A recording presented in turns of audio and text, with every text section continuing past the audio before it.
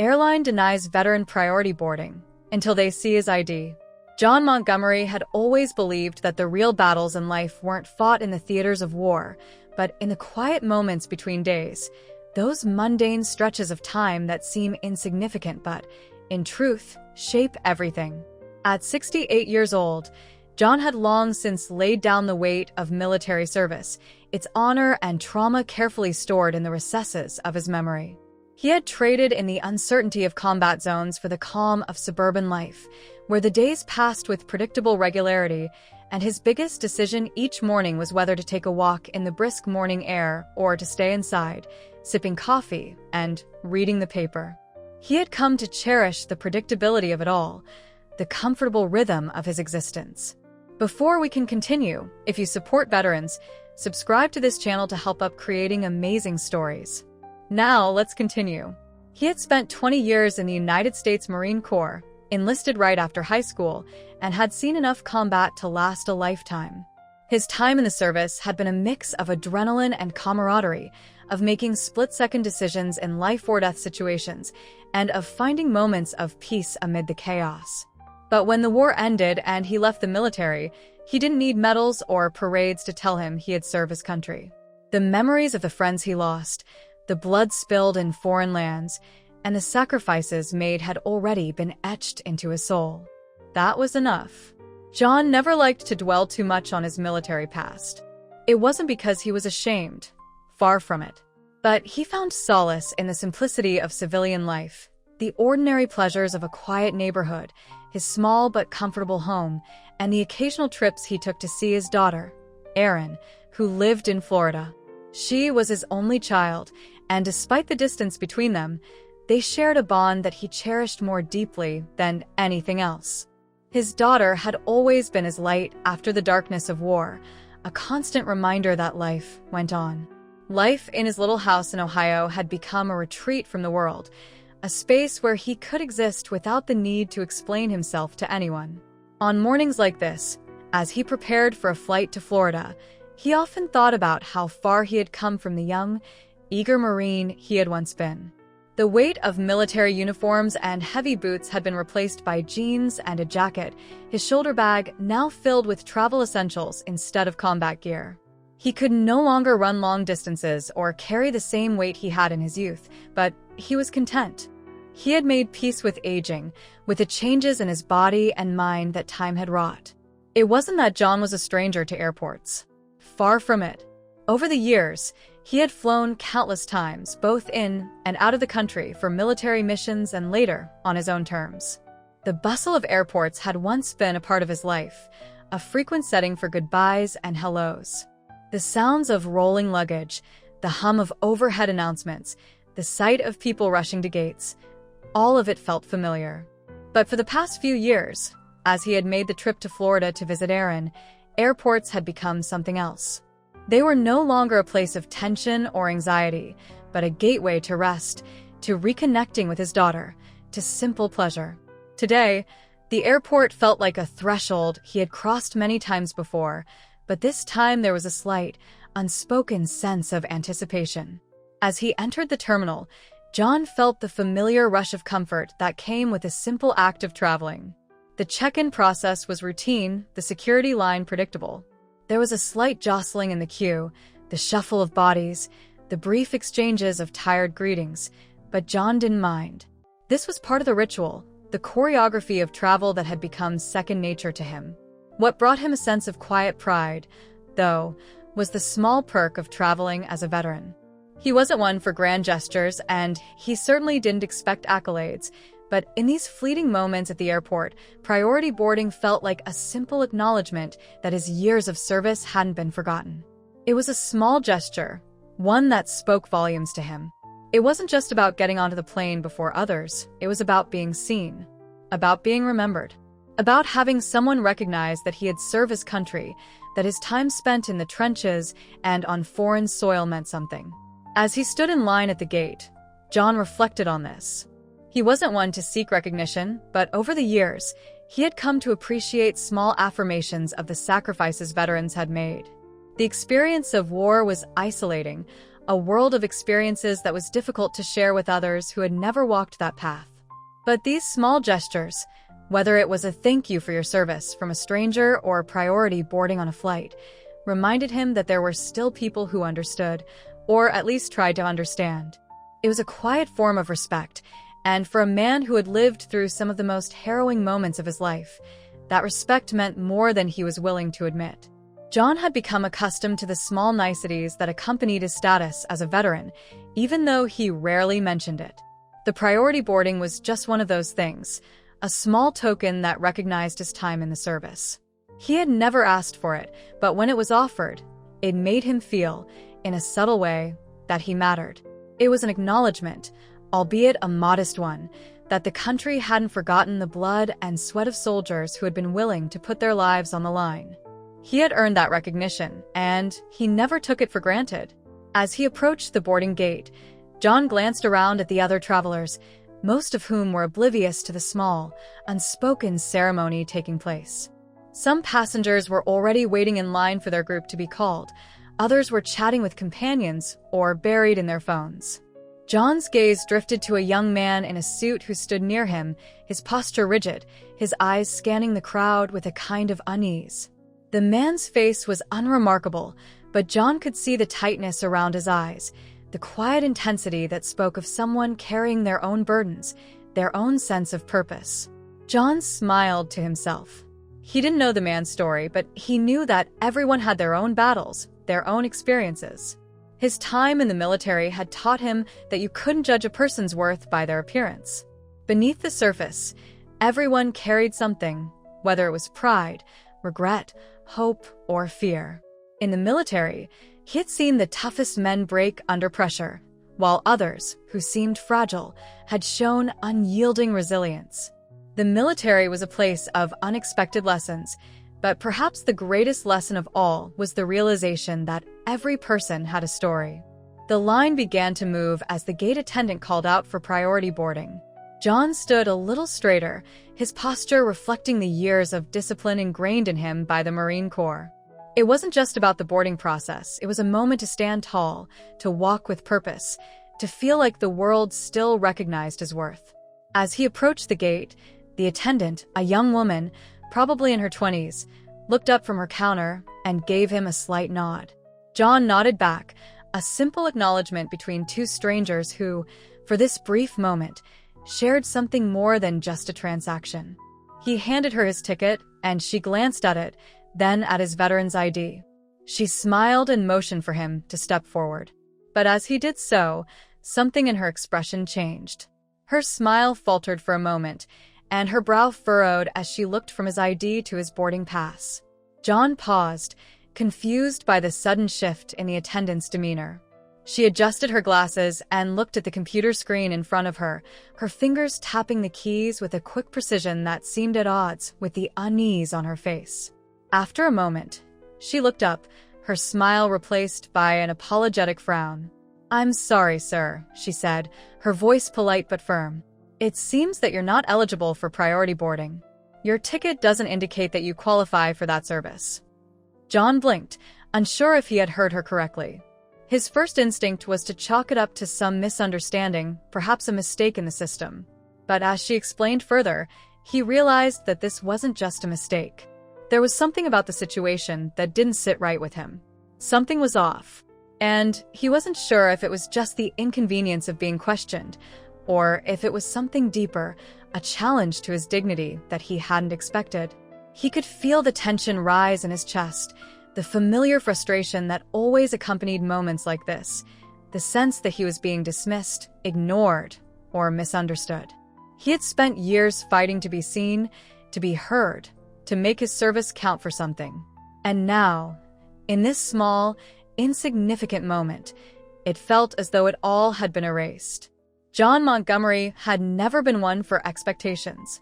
As a Marine, he had learned to accept the unpredictability of life, whether it was the sudden chaos of combat or the quiet rhythm of civilian life that followed his retirement. But as he stood there at the boarding gate, waiting for his flight to Florida, he realized just how much he had come to depend on certain small, consistent comforts. In the many years since he'd left the service, Those small comforts had become more than just routine. They had become symbols, quiet reminders of a life that had been lived with purpose, sacrifice, and honor. And the privilege of priority boarding, however small it seemed, was one of those symbols. For John, being a veteran wasn't something he flaunted or used as a point of pride in the way that some might. It wasn't that he regretted his time in the military. It had shaped him into the man he was, with all the strength, discipline, and resilience that came from years of service. But there were parts of that life he preferred to keep private. The horrors of war, the comrades lost, the things that had been done in the name of duty. These weren't things he spoke about easily. In fact, he often didn't speak about them at all. But the small recognition of his service, like priority boarding, was different. It wasn't a medal or a speech. It was a simple acknowledgement that, for just a few seconds, people could see the man beneath the ordinary clothes and the quiet demeanor. They could see the man who had given up years of his life, who had faced danger without knowing if he would come back, and who had given everything in the name of something greater than himself. The thought of boarding the plane without that simple acknowledgement gnawed at him. It wasn't about the privilege itself. It wasn't that John was in a hurry or impatient to be seated before the other passengers. It was about something more profound. It was about the idea that, despite all he had given, there might still be people who didn't see him. People who didn't recognize the quiet strength that came with serving a country in the way he had. To be ignored, even for a moment, felt like an erasure of his history, his identity. As the line moved forward, John's thoughts began to wander back to his time in the military. When he first enlisted, he had been eager, naive, even to prove himself.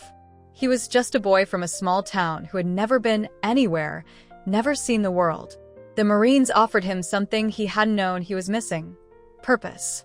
It wasn't just about the thrill of combat or the discipline of boot camp. It was about belonging to something larger than himself, something that demanded a total commitment. And he had given that commitment without hesitation. In those early years, John had worn his uniform with pride, his chest swelling when he was recognized for his skills, his training, his leadership. But over time, as the years and the wars passed, that pride had been tempered by the weight of experience. No amount of recognition could make up for the comrades lost, the lives destroyed, or the mental scars left behind. Recognition no longer felt like a simple reward. It became a reminder of everything that had been sacrificed. But as John stood at the gate, waiting for his turn, he realized that this was not just about recognition of his service. It was about being seen as a human being. After all, the military had always been about duty. No matter how much personal sacrifice had been involved, the job was always about the mission. The personal losses were buried under layers of professional duty.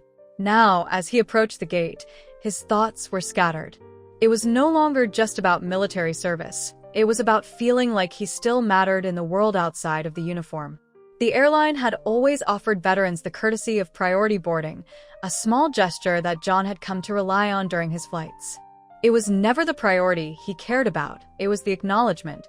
It was a simple thank you from a society that often seemed indifferent to the true cost of service. He had come to expect it, not out of entitlement, but because it had become a symbol of respect, of recognition, of being seen in a world that could sometimes forget what veterans had endured. When he handed the gate agent his military ID and boarding pass, he had expected the same acknowledgement. Instead, there was a moment of hesitation. A small flicker of confusion passed across the young woman's face as she examined his credentials. John had stood there, his heart suddenly pounding with uncertainty. What could this be? It wasn't like him to feel unsure about anything. He had walked into many difficult situations throughout his life, from battlefields to business meetings, with quiet confidence. But this was different. This was personal. "I'm sorry, sir," she said, breaking his reverie. "It seems that you're not eligible for priority boarding." John blinked, feeling the blood drain from his face. "What do you mean?" he asked, his voice a little louder than he intended. There was an edge to his words now, a slight tremor of disbelief. "I'm a veteran. I've flown with you before."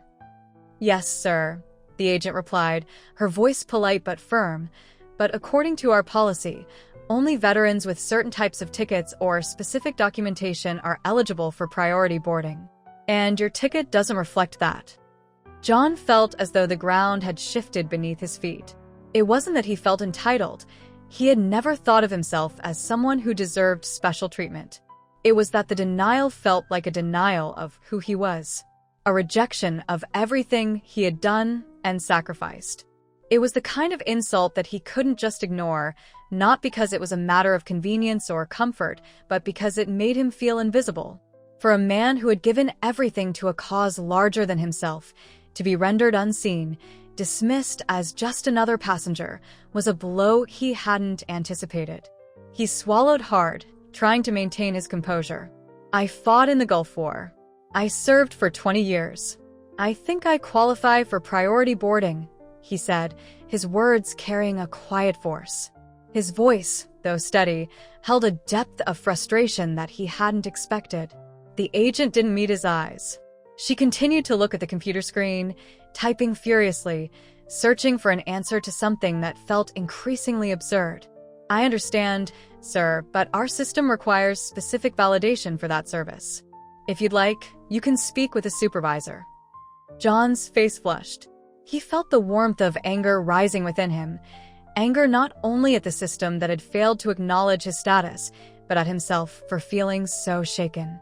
He had spent years navigating complex situations, yet this small moment, seemed to pierce him in a way he hadn't prepared for. It wasn't just the airline's policy that bothered him. It was the sense that the world, as a whole, might no longer care about the sacrifices that people like him had made. He had given his youth, his energy, and his future to his country, and now, at the age of 68, he was being told that his service didn't matter. He had never been one to make a scene, and part of him wanted to walk away, to let it go and move on with his life. But another part of him, the part that had fought in the deserts of the Middle East, the part that had held the hands of fallen comrades, couldn't let this go. He had earned this moment. He had earned this recognition, and he wasn't about to let anyone, especially a young gate agent, tell him otherwise. I'm not going to stand here and argue with you, John said, his voice steady now but firm. But I've earned this. I'll wait for a supervisor. And when I speak to them, I'll be sure to let them know that this kind of disrespect isn't acceptable. As the agent nodded and stepped away to call for a supervisor, John felt the weight of the situation settle into his chest. He wasn't sure what was worse, the fact that his dignity had been questioned in such a public way, or the realization that something so small, so seemingly insignificant, could wound him so deeply. He stood there in silence, watching as the other passengers continued to board, oblivious to the drama unfolding just feet away. There was a strange sense of isolation that came over him. He had served his country, had faced danger and death, and yet here he was, a man in his 60s, still struggling to gain a small, fleeting acknowledgement. As the minutes ticked by, he felt the familiar pang of being unseen, of being pushed to the margins. John had never been a man who sought validation. He didn't need it from others. But in this moment, it wasn't just about the boarding pass. It was about being seen for who he was, a man who had given everything for something greater than himself, and who, for once, wanted to be acknowledged, not for the sake of praise, but because it was right. And as he waited, he found himself wondering, was this all he had to look forward to in his later years? A lifetime of being forgotten, of being dismissed? Was this what all the years of service, all the sacrifices had come to? He didn't have an answer, but he knew one thing. He wasn't going to let it go without a fight. The soft hum of the airport felt almost surreal as John Montgomery stood, waiting for the supervisor to arrive. The gate agent had quickly walked away, her footsteps clicking sharply on the hard tile floor, and left him standing alone in the same spot where the confrontation had just unfolded. The voices of the other passengers drifted past him, muffled and distant, as though he were hearing them through water. There was a brief moment of quiet, a strange calmness that settled over him, only to be pierced by the rising storm inside his chest. He had always prided himself on being a man who could handle any situation, trained to lead in the military, to manage the chaos of war, to think quickly and decisively. Yet here he was, standing in the middle of a bustling airport terminal, feeling small, isolated, and completely out of place. This wasn't a combat zone, but the feeling in his gut was unmistakable.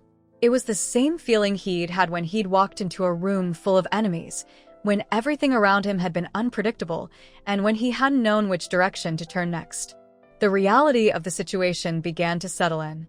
The simple act of boarding a flight had turned into an emotionally fraught moment. He had spent years fighting for something larger than himself, fighting for his country, for the soldiers beside him, for the ideals he believed in. But now, in this sterile, public space, he was forced to fight for something far smaller, yet far more personal, his dignity. John glanced around, as if hoping to find someone who would acknowledge his frustration, someone who would understand the weight of the moment. But no one noticed him. The passengers around him went about their business, oblivious to the small, emotional battle he was facing. Children ran past, laughing.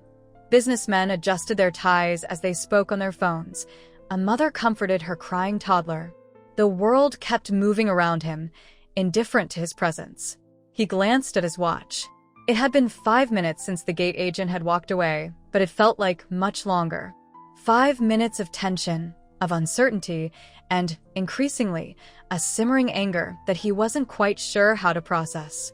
A man who had spent years managing his emotions in high-stress situations, who had learned to compartmentalize his feelings in the face of death and destruction, now found himself standing in a nearly identical position of helplessness. He wasn't used to this. The thought struck him like a hammer. Was he invisible now? In his later years, had the world forgotten what he had done? Did it no longer matter that he had served his country, that he had risked everything in the name of something bigger than himself? John had thought of himself as a man who understood how to navigate the world, how to adapt, how to push through the hard moments. But what happened when the world refused to see you for who you truly were? What happened when you were forced to fight for something that you had long since assumed was a given, a small courtesy that was as much a part of air travel as the safety announcements or the tray tables that folded down? His thoughts were interrupted by the sound of footsteps approaching. John's eyes shifted toward the gate, where a man in a navy blue uniform walked up with a calm but purposeful gait. The supervisor. He had expected someone older, someone with more authority, but this man was probably in his mid-30s, short-cropped hair, well-groomed, and carrying a clipboard with a set of papers in his hand. He didn't have the presence that John might have expected of someone tasked with handling disputes.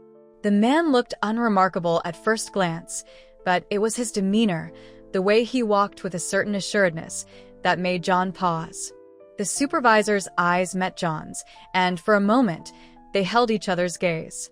There was no apology in the young man's eyes, just the blank professionalism of someone who had been trained to handle conflict with a detached efficiency. But there was something else there, something almost imperceptible, a flicker of recognition, as if the supervisor understood the weight of what was about to unfold. "Sir, I understand you've had some concerns regarding your boarding," the supervisor said, his voice smooth but clipped. "How can I help you?" John stood straighter, trying to shake off the nagging feeling in the pit of his stomach. He took a breath, steadying himself, and spoke with as much calm as he could muster. "Yes, I'm a veteran. I've traveled with this airline numerous times, and every time, I've been given priority boarding. But today, I'm being told that I'm not eligible. I don't understand why this is happening." The supervisor glanced down at the boarding pass in John's hand and nodded, as though he had already anticipated the complaint. "I see. And your military ID was not accepted?" "I showed it to the agent, yes," John said, a hint of frustration creeping into his voice. "I've never had a problem before, but today, apparently, I'm not eligible for the service." The supervisor's expression didn't change. He glanced at the computer screen for a moment, tapping a few keys with his fingers before looking back up. "I understand your frustration, sir, and I'm truly sorry for the inconvenience. However, our records show that your ticket does not match the criteria for priority boarding, even with your military status." John felt the blood drain from his face. "What do you mean by that?" "I've been flying with priority boarding for years. This has never been an issue. You're telling me that because of some technicality, I'm being denied something I've earned." The supervisor, whose name John had yet to catch, remained calm, his voice never wavering. "I'm not saying you haven't earned it, sir. But the system we use to verify eligibility for priority boarding requires specific ticket categories or documentation to qualify. It's not a matter of your service. It's simply the way our system works." John's chest tightened. He wasn't a man prone to losing his temper, but he could feel his patience wearing thin. This wasn't just about the boarding process. It was about being reduced to a number, to a faceless entry in a system that didn't acknowledge the man behind the ID. This wasn't about policy. This was about being made to feel invisible in a world that had long since failed to recognize the sacrifices of veterans like him. He paused, taking a slow breath. The calm that he had cultivated over years of military service, the discipline and the quiet strength that had carried him through far worse situations, was slowly slipping away. He could feel his frustration rising, but he refused to let it boil over. He was a veteran, a man who had faced unimaginable horrors, and yet here he was, feeling helpless and dismissed by a young man who probably hadn't even served a day in the military. "I don't need to be reminded how your system works," John said, his voice still steady, but tinged with an edge. "What I need is to be treated with respect. I've served my country. I've fought for it. I didn't come here for a debate about policies. I came here for something simple, a small acknowledgement that I'm still seen as a person, that my service means something." The supervisor blinked, taken aback by the intensity of John's words. There was a flicker of something in his eyes, a slight shift in his posture, as though he was processing something deeper than the situation at hand. John could see that the supervisor wasn't prepared for this kind of confrontation. He wasn't prepared to meet someone like John, someone who had lived a life defined by sacrifice, discipline, and honor. The supervisor started, but before he could finish, another voice interrupted. "Is there a problem here?" A second supervisor had approached, a woman who appeared to be in her early 40s. She was taller than the first supervisor, with a more commanding presence. Her uniform was crisp, and her eyes seemed sharper, more observant. She took one look at John and immediately understood the situation. Without a word, she turned her gaze to the young man who had been speaking with John and gave him a slight nod, signaling for him to step aside. "I'll take over," the woman said with quiet authority. John, though still frustrated, felt a small sense of relief. This woman, at least, seemed like someone who might understand the situation. She had an air of experience about her that the first supervisor lacked, a no-nonsense attitude that suggested she had dealt with difficult situations before. "Sir," she said, turning her full attention to John, "I apologize for the inconvenience. Let's take a look at your ticket and military ID and see if we can resolve this." As John handed her the documents, he felt a mix of emotions, anger still simmering, but also a glimmer of hope. This woman was different. She wasn't rushing to dismiss him. She was engaging with the situation, taking it seriously. And that small change, that shift in her attitude, made all the difference. He no longer felt invisible. He didn't know if it would lead to a solution, but at least now, he felt as though he had someone on his side. As the minutes ticked by, the tension between John Montgomery and the airline supervisors grew thicker, more palpable. The woman in charge, now standing in front of him with a calm but steady expression, was nothing like the young agent who had initially caused the problem. There was an air of professionalism about her that made John feel, for the first time since the incident began, that his frustration might actually be understood. She took the military ID and boarding pass from his hand, her fingers brushing briefly against his, and began to examine the documents closely, her gaze flicking between the papers and her computer screen. John stood there, hands clasped behind his back, trying to contain the swell of emotions rising inside him. The supervisor, whose name John had yet to learn, didn't seem to rush.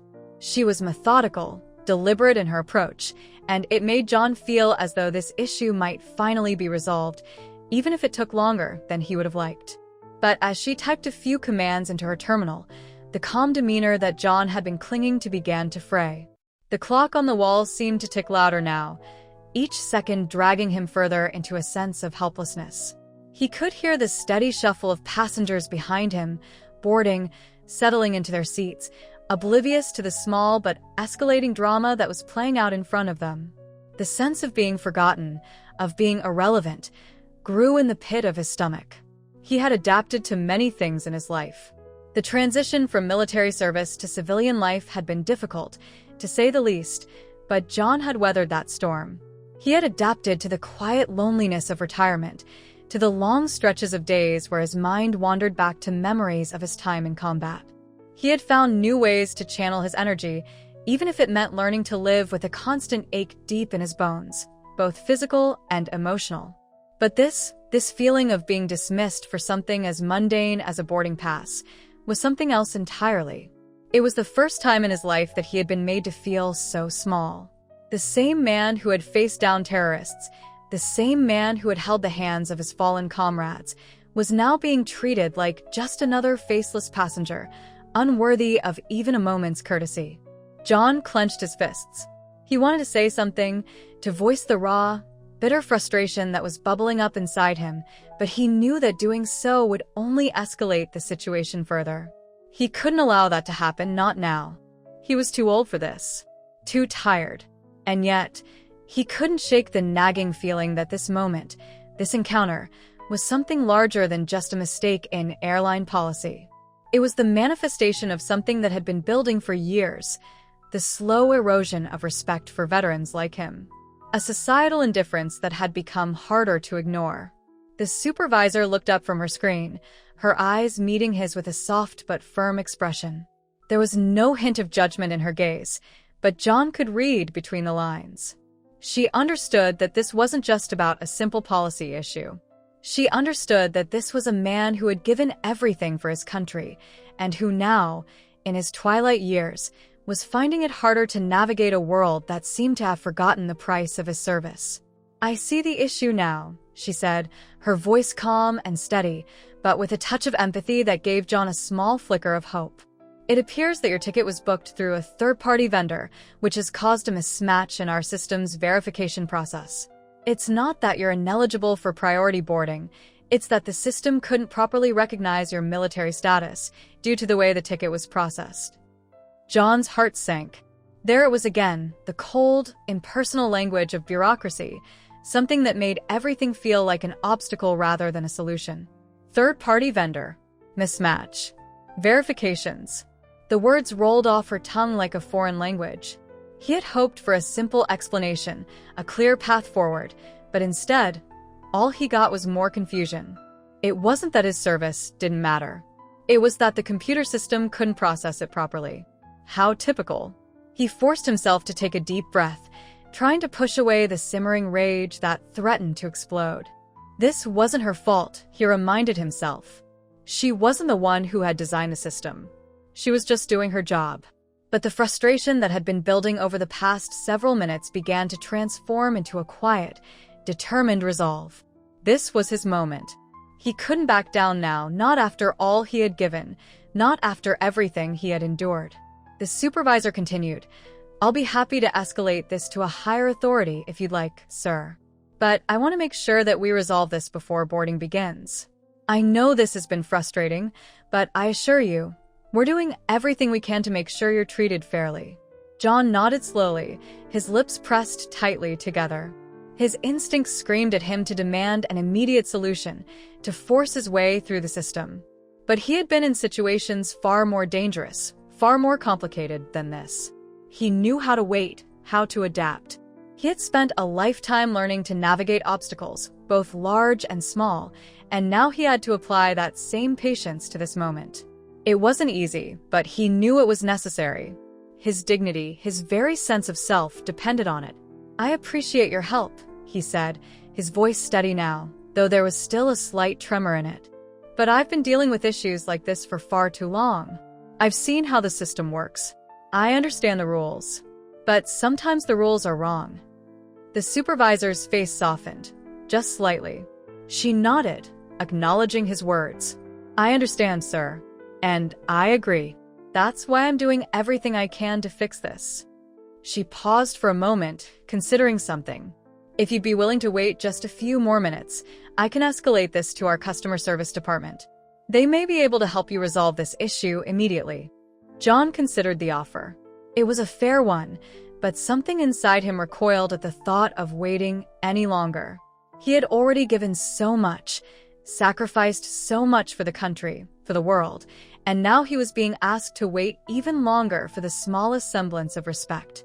But despite the bitterness rising in his chest, he realized that this was part of the adaptation process. He had to allow the system, as frustrating as it was, to run its course. "I'll wait," he said finally, his voice quieter but resolute. "But I'm not doing this because I'm being passive. I'm doing it because I want to be heard. I want you to understand that this is more than just a ticket issue. This is about something bigger." The supervisor gave him a slight nod, her expression thoughtful. "I understand, sir. And I want to assure you, your concerns are being taken seriously." As she walked away to make the necessary arrangements, John remained standing in the same spot, trying to quiet the storm in his mind. He had adapted to many things over the years, but adapting to the world as it was now in his later years was proving to be one of the hardest challenges he had ever faced. He had fought in wars, faced death, seen the horrors of combat firsthand. But this was a different kind of war, one that had no clear enemy, no front lines, and no immediate solution. The airport terminal buzzed with life around him, but in that moment, John Montgomery felt completely alone. He wasn't sure what was worse, the feeling of being ignored, or the nagging sense that the world he had fought for had moved on without him. His eyes lingered on the planes outside the terminal window. The metal giants were lined up on the tarmac, their engines silent for now, waiting for the right moment to soar into the sky. John had always loved flying. It reminded him of freedom, the kind of freedom he had fought for, bled for, and sometimes felt he had lost. But now, as he stood there, waiting for an answer that might never come, he wasn't sure if that freedom was still within his reach. In this new world, the rules had changed. The respect he had once earned so easily now seemed out of reach. And yet, he couldn't give up. He couldn't let this moment be defined by indifference. He had adapted before, and he would adapt again. This wasn't the end of the story. Not yet. There was still time to be heard.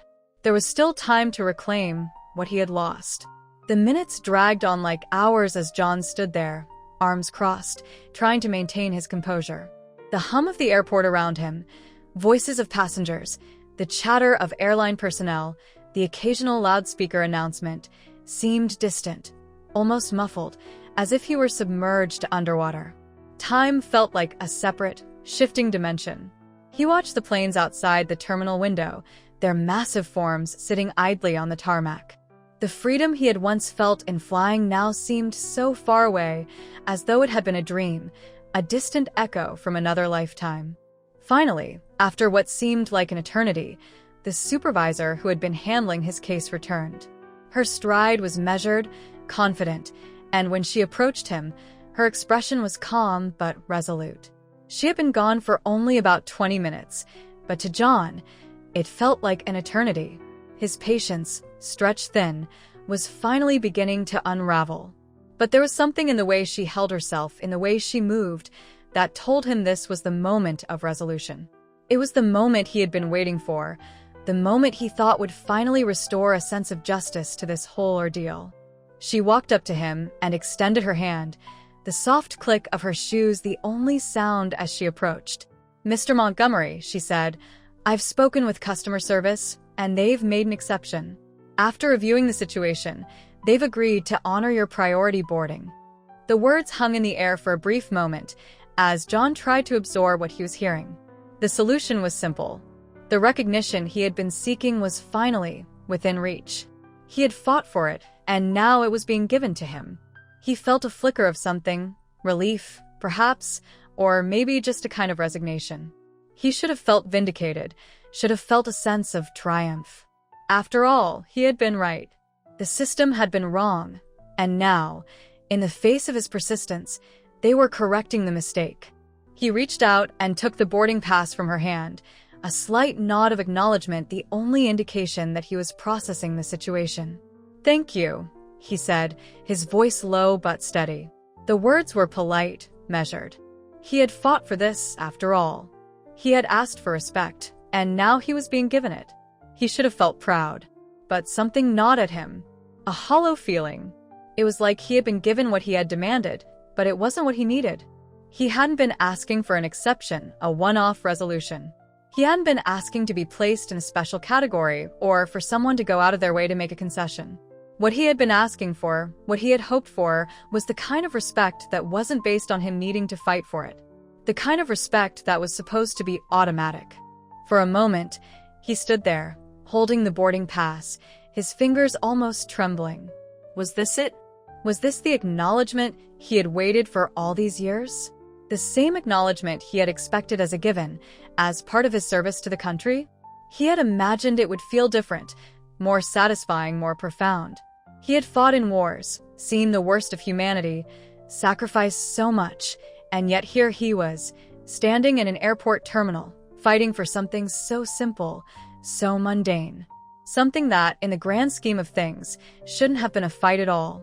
"I appreciate your help," John said again, his voice trailing off. As the woman began to walk away, he stood there for a moment longer, watching her retreating back. His grip on the boarding pass tightened, but the sense of relief he had expected to feel never came. Instead, there was only an overwhelming sense of emptiness. He turned, walking toward the gate as instructed, the sounds of the terminal slowly coming back into focus as he moved.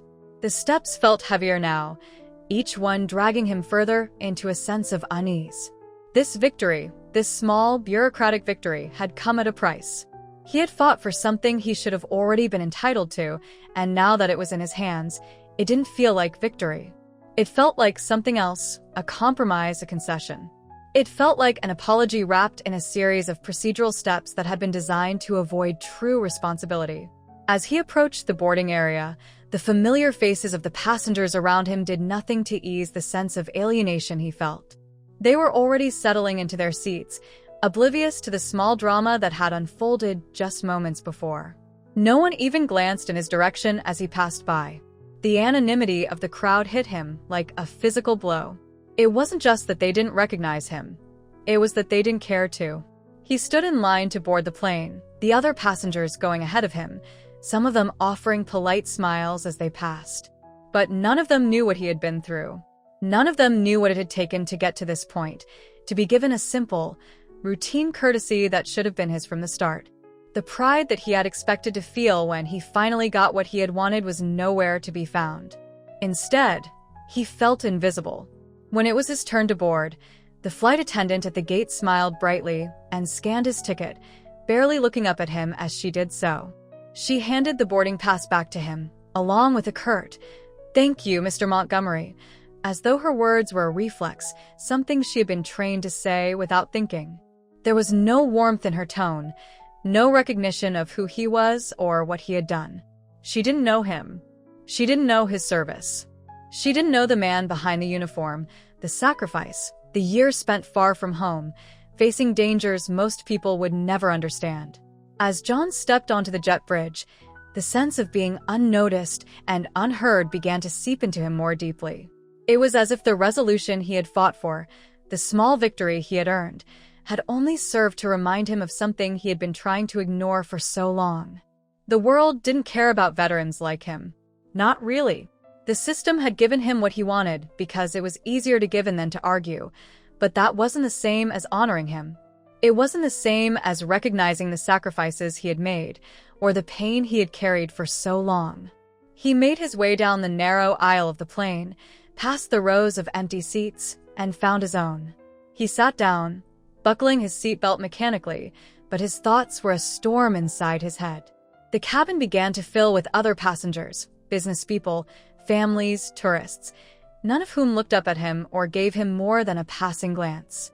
John looked out the window as the plane began to taxi down the runway, his thoughts distant and unfocused. Was this how it was supposed to be? Was this what he had fought for? He had fought for this moment of acknowledgement, this moment of validation, and yet it felt utterly hollow. The recognition was there, but it was a recognition that had been forced, that had come at the expense of his dignity. He hadn't been given priority boarding because it was deserved. He had been given it because he had fought for it. And that, in a way, made it feel even worse. John leaned back in his seat, closing his eyes for a moment, trying to gather himself. He had gotten what he wanted, and yet, he realized, it wasn't what he truly needed. He had wanted respect, not just as a veteran, but as a person. He had wanted his service to mean something, to be recognized not because he had fought for it, but because it was right. He had fought wars, seen his friends die in front of him, and endured hardships few could ever imagine. But the world, the society he had fought to protect, seemed to have forgotten that. All it took was a small piece of paper, a technicality in a computer system, to remind him that his life, his service, was now reduced to a transaction. The plane began to pick up speed as it neared the runway, and the world outside the window blurred. John's chest tightened as the engines roared to life, and for the first time in a long while, he felt a deep, aching sadness settle into his bones. What did it all mean? What did it all add up to? He had fought to be seen, but he wasn't sure anymore if he ever truly would be. The small victory he had won at the gate now felt more like a defeat, a reminder that the things that truly mattered, the things he had hoped for, were still just out of reach. As the plane lifted into the sky, John leaned his head back against the seat, the city lights below him twinkling like distant stars. He had gotten what he wanted, but it was clear now he hadn't gotten what he needed. The steady hum of the aircraft's engines seemed to blur the world around John Montgomery as he sat with his hands clasped tightly in his lap. The lights of the city had long faded from view, replaced by the inky blackness of the sky outside the window. He had been on many flights in his life, but this one felt different. There was a weight in his chest that was hard to shake, a deep ache that seemed to settle in with each passing minute. His body was physically exhausted, and yet his mind was restless. It had been a long time since he had felt this unsettled, this unsure of himself. He looked down at the boarding pass in his hand, the one that had been granted to him after so much arguing, so much frustration. The one that had marked the moment he thought he had won. And yet, as he stared at it now, it felt almost like a cruel reminder, a hollow symbol of a victory he wasn't sure he had wanted. The reality of the situation hit him harder now, more sharply than it had when he was standing at the gate. He had fought for this. He had demanded the respect he believed he was owed. And when it had been granted, when the airline had bent to his will, he thought that would be enough. But now, sitting alone on this plane, surrounded by strangers, the magnitude of the moment seemed to evaporate. It wasn't that the victory had been meaningless. No, it was more insidious than that. The problem wasn't the victory itself. It was what he had to do to achieve it. The frustration, the tension, the relentless pursuit of something that should have been given freely. It had taken a toll on him, both physically and emotionally. He had paid the price in ways that were only now becoming clear to him. John felt a growing sense of disillusionment. He had expected something more profound than just a resolution to a simple bureaucratic issue. He had wanted respect, not just for his military service, but for the years of sacrifice, the years of pain, the invisible scars he carried with him every day. But instead, he had been given a token of acknowledgement, something that seemed to mock the depth of his experience. A boarding pass, a courtesy, a small and insignificant gesture in the grand scheme of things. It was a gesture that hadn't been earned through the recognition of his sacrifice. It had been earned through his frustration, his insistence, his willingness to make a scene.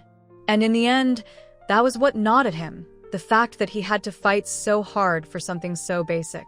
As the flight continued, John found himself lost in the rhythm of his thoughts. The soft flicker of the overhead lights, the occasional whisper of a passenger, the gentle click of the seatbelt signs all blended together into a distant background hum. But inside, everything was much louder. He had been so certain that this would be the moment of validation, the moment when the respect he had fought for would finally be returned to him. Instead, he realized it wasn't the recognition that had been lacking, it was the understanding. He had been fighting for recognition, for a moment of acknowledgement that he thought would fix everything, but now he saw that it wasn't the acknowledgement that mattered. It was the deeper understanding that he longed for, the kind of understanding that didn't require explanation or justification. John had always thought that by proving his worth, by pushing for his due, the world would return to him the recognition he deserved. But the truth was far more complicated than that. The world, or at least the society he had fought to protect, wasn't really interested in veterans like him. They weren't interested in understanding his struggles, his pain, the years of displacement, of living in a world that didn't always understand the weight of what he had carried home with him. They wanted their soldiers to return as symbols of heroism, but only when it was convenient, only when it made a good story, when it was a moment of pride that could be celebrated in a superficial way. The reality of a veteran's life, the long-term toll of war, the quiet suffering that lasted long after the battle was over, that was something that was too complicated, too messy for the world to deal with. John leaned his head back against the seat, closing his eyes. The past few years had been a blur of medical appointments, physical therapy, and long stretches of silence at home. After his retirement from active duty, he had tried to rebuild, to find purpose again. But the transition had been harder than he could have imagined. The sense of belonging, of camaraderie, that he had once known in the military had been replaced by a pervasive feeling of alienation. He had tried to fill the void by volunteering at local veterans organizations, but the interactions were never enough. No matter how much he tried to connect with others who had served, it felt like they were all just living in the shadow of a past that could never truly be left behind. He had tried to explain it to his wife, to his friends, but the words never seemed to capture the depth of what he was feeling. The thing that bothered him the most now, as he sat there on the plane, was the way he had allowed this small victory, this small, hollow victory, to take up so much of his energy. It had consumed him for days, weeks even, and now that he had achieved it, he realized it wasn't the solution he had hoped for. The truth was, he hadn't really needed priority boarding. He hadn't really needed the airline to apologize, to make an exception. What he needed, what he had always needed, was the kind of acknowledgement that came from understanding, from a deeper connection that acknowledged the complexity of his experience. But understanding wasn't something that could be handed to him in a moment of frustration. It was something that had to be earned, over time, and often in silence. John opened his eyes and stared out the window. Below, the lights of cities and towns spread out like a vast, intricate web. He thought about all the people down there, all the lives that intersected and diverged. The world was so much bigger than he had ever imagined, and yet it was also so much smaller. The realization hit him then. He had been so focused on fighting for respect, for a moment of recognition, that he had lost sight of what really mattered. It wasn't about getting a seat at the front of the plane, or even about having people salute him when they saw the insignia on his hat. What mattered, he realized, was finding peace with himself, learning to accept that the world might never fully understand him, but that didn't mean he wasn't worthy of respect. For the first time in a long while, John felt a small, quiet sense of relief. It wasn't the relief of victory, but the relief of letting go. He didn't need to prove himself to anyone anymore. He didn't need the airline to recognize his service or to bend its rules to accommodate him. He didn't need society to fix the way it treated veterans like him. He just needed to find a way to live in a world that would never fully understand him, and to accept that, even if the world didn't understand, he was still enough. The plane began to descend, the bright lights of the airport coming into view. John straightened in his seat, his thoughts clearer now. He had fought for something he thought he needed, but in the end, the real battle was never about the airline or the boarding pass, or the recognition. The real battle was about learning to live with the things he could not change and finding peace with the person he had become. It was about accepting that some battles were not worth fighting, and that true victory came not in winning the fight, but in knowing when to walk away. As the plane touched down and taxied to the gate, John felt a sense of finality settle over him. He had paid a price for this. He had fought. He had strained. He had demanded. And in the end, he had received what he thought he needed. But now he realized the price was more than worth it, because the real reward wasn't the boarding pass. It was the understanding he had gained along the way, the understanding that no external victory, no matter how well earned, could ever fill the emptiness he had been carrying all these years. The plane had finally touched down, its wheels making a soft thud as they met the tarmac. The engines whined briefly before quieting to a hum as the aircraft slowed to a crawl. Through the window, John Montgomery watched the lights of the airport grow brighter, the familiar outlines of the terminal and the tangle of ground vehicles coming into focus. For a moment, it felt as though the world had paused, held its breath, waiting for something to happen, something to change. But nothing did. The world was simply moving on, as it always did, regardless of the internal storms people carried with them. John was acutely aware of the stillness in his chest as the plane taxied toward the gate. He wasn't quite sure what to expect, what kind of emotion was supposed to rush in. Would it be relief? Anger? Resolution? He wasn't sure. But what he felt, what he could name now, after everything, was a deep, quiet understanding. He wasn't the same person he had been when he boarded this flight. The battle for respect, the fight for priority boarding, had been more than just a confrontation with an airline. It had been a confrontation with himself. The plane rolled to a stop, and the seatbelt sign blinked off. The passengers around him began to gather their things, sliding bags from the overhead compartments, adjusting their clothing, readying themselves for the exit. But John remained still, his eyes fixed on the dim reflection of his face in the window. For the first time in a long time, he didn't feel the urge to rush off the plane, to escape the small, enclosed space as quickly as possible. There was no more need to run, no more need to hide from the thoughts that had been swirling in his mind since the moment he boarded. He could still feel the burn of frustration, the weight of anger he had carried with him throughout the ordeal at the airport. But now it was tempered with something else, something deeper, more accepting. The recognition he had fought for, the small victory he had claimed, no longer seemed as important. The acknowledgement of his military service, the respect he had demanded, felt secondary now. What mattered more was the realization that he had been chasing something external for far too long. In his pursuit of justice, he had overlooked the power that lay within him all along, the ability to define his own worth, to stand firm in his identity without relying on the recognition of others. As the passengers began to file out of the plane, John stood up slowly, grabbing his carry-on bag from the overhead compartment. He made his way down the aisle, his eyes scanning the faces of the other travelers. Most were in a hurry, their eyes focused on the exit, on the promise of what awaited them outside the terminal. No one glanced at him with recognition, no one paused to thank him for his service. But somehow, it didn't bother him the way it once would have. It wasn't indifference or bitterness, it was simply acceptance. He had no control over how the world viewed him, but he had control over how he viewed himself. As he walked through the jet bridge and into the terminal, John felt an unfamiliar sense of peace settle over him. He had spent so much of his life fighting to be seen, to be acknowledged, to prove that his sacrifice mattered. And while that struggle had its place, he now understood that it wasn't the fight for recognition that would heal him. It was the quiet acceptance of who he was, of all that he had done, and of all that he had become in the process. His military service, his sacrifices, the wounds, both physical and emotional, were part of him, but they didn't define him. He was more than the labels, more than the roles he had been assigned throughout his life.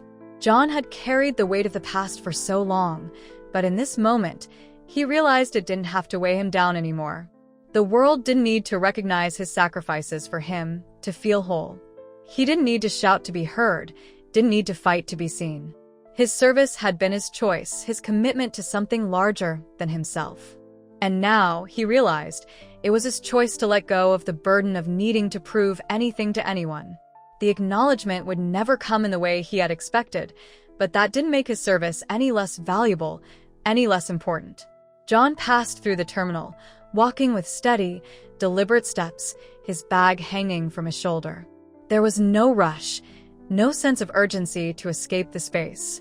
The noise of the airport, the mingling voices, the clinking of coffee cups, the murmur of announcements seemed to fade into the background as he moved through it, as though he were walking through a dream. He wasn't escaping anything anymore. He wasn't looking for answers from the world outside of him. He had found them within himself. As he approached the baggage claim area, John saw families waiting to greet their loved ones, smiling faces, warm embraces. He stood there for a moment, watching the scene unfold in front of him. There was something beautiful about these small, fleeting moments of connection, these simple reunions that didn't require words, that didn't demand anything more than the presence of two people. It was in these quiet moments that John realized he had been missing the point all along. His life wasn't about grand gestures, about big moments of recognition.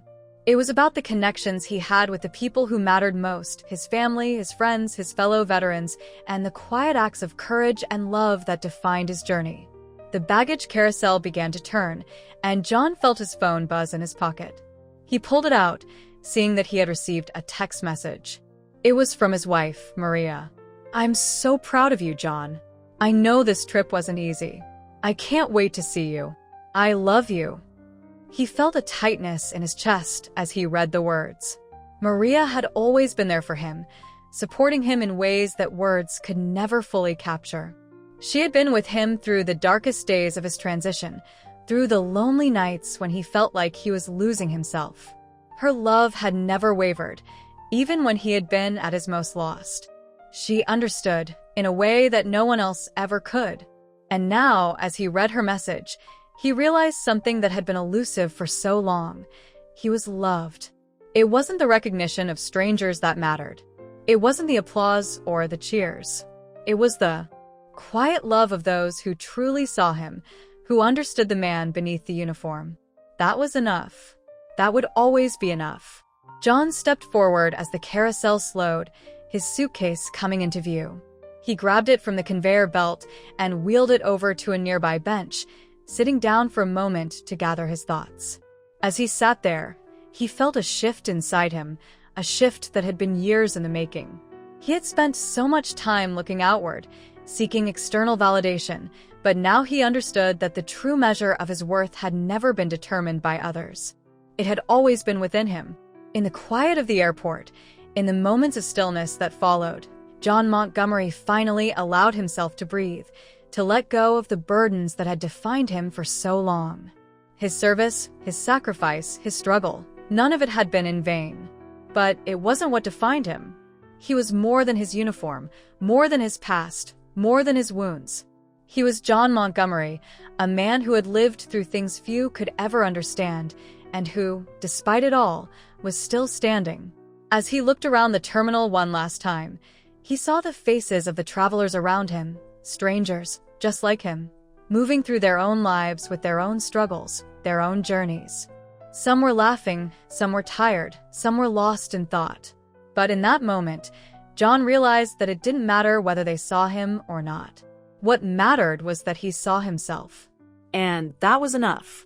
Disclaimer: this channel does not support or tolerate any form of discrimination, racism, prejudice, or violation of human rights. The stories presented here are original and created by the author with the aim of promoting reflection, awareness, and dialogue. All content is developed with respect for diversity and the dignity of all people.